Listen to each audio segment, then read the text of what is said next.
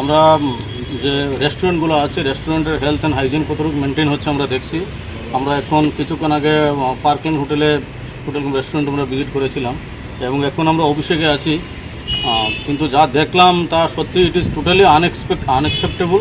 এবং এটা যারা এই খাবার যদি কেউ খায় তাহলে এটা মানে ওরা যেটা করছে তারা আমি কমন এক কথা বলতে পারি যে পাবলিক লাইফ অ্যান্ড তার হেলথ অ্যান্ড হাইজিন নিয়ে it is a big question mark.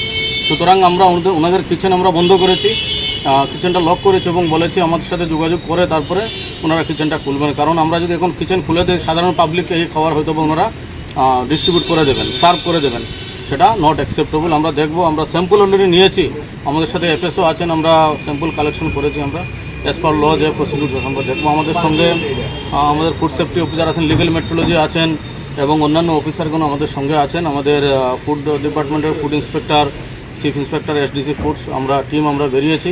আমরা এনশিওর করতে চাই যাতে এই যে খাবার মানুষকে খাওয়ানো হয় তার জন্য অ্যাটলিস্ট হাইজিন মেনে খাওয়ানো হয়, যেটা